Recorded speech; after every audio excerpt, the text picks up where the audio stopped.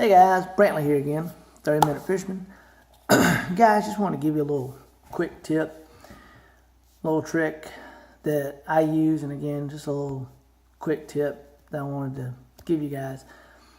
And basically what it's dealing with is top water. As you see here, I got a Lucky Craft Sammy tied on there. I'm sure a lot of you guys know this bait. And I have this Sammy tied to 30-pound Power Pro braid, if you can see that. Now, the tip that I want to tell you guys about is a lot of times you hear a lot of people say, and actually you probably cannot see it from there, but I have a little bit of a loop tied on this thing, a little bit of a loop knot, and see that's allowing that bait to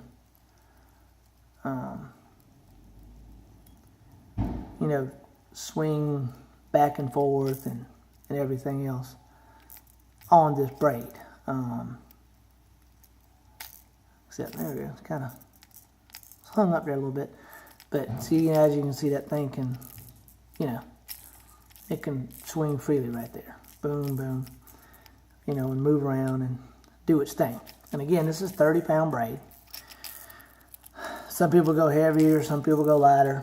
Again, this is, this guy right here, the Sammy, you're not necessarily going to be throwing it in heavy cover and stuff like that. So if you catch a big fish, that 30-pound Power Pro is plenty enough. A lot of times I end up using 30-pound braid because I notice it doesn't cut into itself as much. It's a little bit thicker. And you drop down into that, say, 20-pound braid, or possibly even lighter, 15-pound braid, something like that, and you're throwing these top waters, has a tendency to cut into itself and up on the reel. So I like to use the 30. But what I was going to talk about is you will have a lot of people tell you on a bait such as this is a walking bait. If you don't know this Sammy, it walks. Boom, boom, boom, boom. Well, and as you can see there, if you can see this braided line, the thing is, braided line's it's real limp. If you can, it's real pliable, it's real limp. So a lot of people tell you on a walking bait like this, when it's walking back and forth, that you could end up with braid wrapped around the trebles. And of course, now too, some baits would have treble hook maybe closer to the front possibly. But you hear that a lot of time on using braid on top waters, is that, a lot of guys will take a double uni knot and tie on a length of monofilament. And yeah, that works, and that's all well and good. But the tip that I want to talk to you guys about, this is a little something that I do, and I've never had any problem with it, is if you notice, I don't know if you guys can tell, like I said, this braid is real pliable. But see see how it's real pliable right there? But this section right here is not. See how it's not wanting to bend? It's real stiff. Well, guys, the reason why is what I've done is, sometimes I'll take a section that long, sometimes I'll do it even longer. I just take regular old super glue. And I like to use the super glue with the little brush in the bottle. But I'll just take super glue and run up this braid, And what that does is, when that super glue hardens, it keeps that braid like that. It makes it stiff right there. So even if this line, if it does decide to get pliable and bend back, it's going to fold back over way up here. So you don't have as much trouble with that braid getting on your hooks and stuff like that.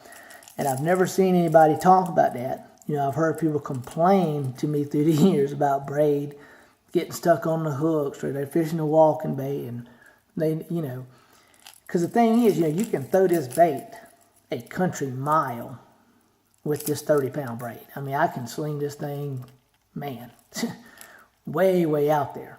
And that's what you want to do a lot of times, especially this time of year, or in general. You can cover a lot of water doing that, but this time of year, you got fish schooling up, and things like that are starting to school up. And like here today where I'm at, it's very overcast, very cloudy. And if you guys don't know, on these overcast, cloudy days, the fish have a tendency to spread out everywhere. So you want to make, long casts and cover a bunch of water until you find them, But that was a little quick tip I want to give you. If you tie straight braid onto a topwater, remember, Always tie your little loop knot. Like I said, I tie a real small loop knot, but it's on there, and that's why that bait can wiggle back and forth like that, instead of putting a split ring on there. And also, just take you some super glue, guys. It's not very expensive. Put it on your braid, and you won't have any trouble with that braid, you know, fouling back on there, getting caught on the hooks, or folding back in, all this stuff that you hear about. And the other good thing about the braid is no stretch in it. So you make that super long cast out there. You have one blow up way over there. If you have regular monofilament on there, you got all that stretch to deal with.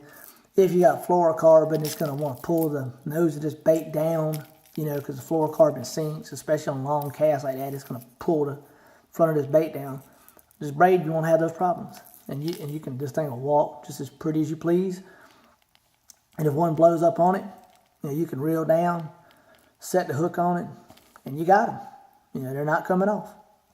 And of course, now another tip when you're fishing with braid is you always want to, you know, have a rod. If you can see that nice little tip on that rod.